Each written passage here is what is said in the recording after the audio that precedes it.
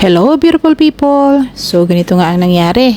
Naalala ko habang naglalakad ako dito, yung pagbabrowse ko ng Facebook ko nung isang araw. Ang dami nag-pop up ng mga ganitong mga vlog. Iba't ibang paraan ng pagluluto ng chicken kabsa at karamihan sa mga nagpo-post nito is yung mga kababayan natin na nagtatrabaho sa Saudi. At kahit yung mga nakauwi na sa Pilipinas, isineshare nila kung paano magluto nito. At kaparehas nga ng mga ibang rice dishes na meron dito sa Middle East at some part of Asia, ito rin ay punong-puno ng spices. Kaya naisip ko naman na bakit kaya hindi natin na-explore yung iba't ibang klase ng spices na makikita sa supermarket dito, di ba? At ito nga yung buong aisle na nakalaan lamang para sa mga spices na maraming pagpipilian. Na it comes in different packaging din like easy open bottle at meron din siyang mga nakapack doon sa mga gustong mag-refill, kaya the choices is yours kung bibili ka ng spices dito. Una ko nang nakita dito yung dried red chili nila na sometimes ginagamit ko din. Ayan, mga dried chili yan at meron pang ibang klase. Ito yung isa na round chili naman siya. There are several spices naman na familiar sa akin katulad nitong smoked paprika na masarap gamitin sa mga barbecues. Ito meron silang kinds of poultry seasoning, meron din silang crushed black pepper, meron pa silang tinatawag na powdered black pepper at meron din silang meat tenderizer kasi mahilig silang gumamit ng mga meat katulad ng mutton, beef at saka lamb. At meron silang ditong curry spices in powder, and then may isang klase din na curry paste na I think in Thailand it is mostly used, at meron din sila ditong white pepper powder. At dun sa mga mahilig sa pasta na konti lang ang ingredients, meron sila ditong pasta seasoning.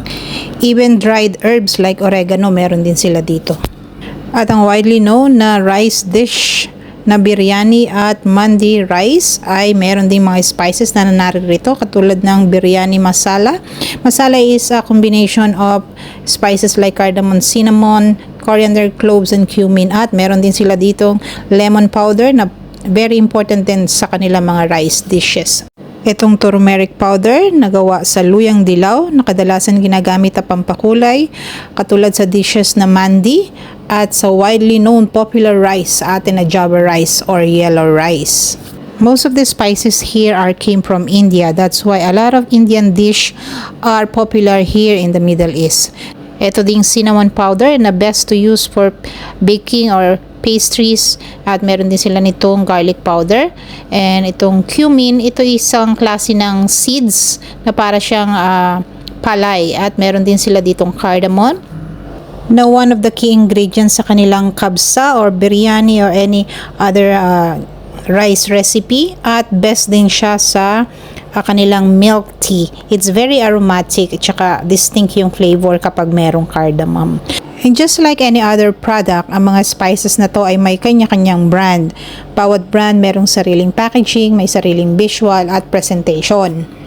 At saka parang limitado lang yung brand na kilala dyan sa atin when it comes to spices. Merong isang particular na brand akong naobserbahan na siya talagang kilala when it comes to spices. Although hindi pa naman widely used to mga ganitong klase ng spices sa mga common kitchen sa atin, kasi bihira naman tayong gumagamit ng mga ganito. Ano ba naman yung mga kilala natin mga spices, di ba? Katulad ko, ang kilala ko lang naman is asin at saka paminta. Sa pampabango naman ng pagkain, lemongrass at pandan lang naman ang kilala ko, kasi yan yung madalas na makikita mong tanim sa mga bakura ng bahay. Dito pala sa babang shelves, meron din silang another type of packaging sa kanila mga spices. At dito rin pala, nandito rin pala yung counterpart ng ating mga sinigang mix, adobo mix, apritada mix, o caldereta mix, na ganun din siya. So, ready to ready to mix kind of spices. And then, meron din silang available red chili powder dito in different form or different packaging, kaya marami mga pagpipilian. Spices are naturally came from plant or seeds. Kaya naman sa mga supermarket dito, meron kang mabibili ng mga in seeds or powdered ground form. In different packaging, nire-represent niya yung kung anong itsura niya after it was being ground. At syempre, kung ayaw mo namang mag-store ng madami at konti lang ang kailangan mo, meron din sila ditong section kung saan pwede kang bumili ng mga kinikilo or tingi-tingi na spices. Ang mga malalaking jar na yan ay naglalaman ng iba't ibang klaseng spices at naka-indicate na rin dito kung anong pangalan at kung magkano ang presyo per kilo ng mga spices na to. Ang gagawin mo lamang ay ituro or sabihin at kung gaano karami ang kailangan mo at siya namang titimbangin din sa harapan mo.